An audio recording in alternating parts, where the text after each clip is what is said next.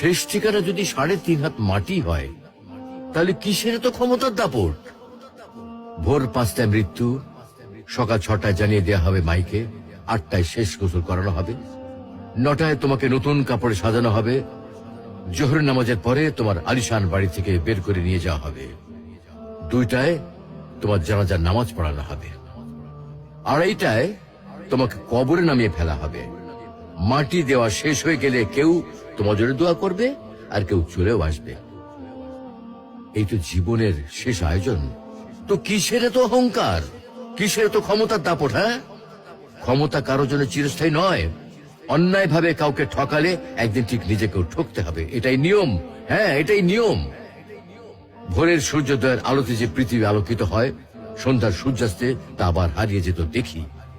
অসত্য দিয়ে সত্যকে কখনো ঢেকে রাখা যায় না। শেষ ঠিকানা যদি 3.5 হাত মাটি হয়, তাহলে কিসের তো ক্ষমতার দাপট?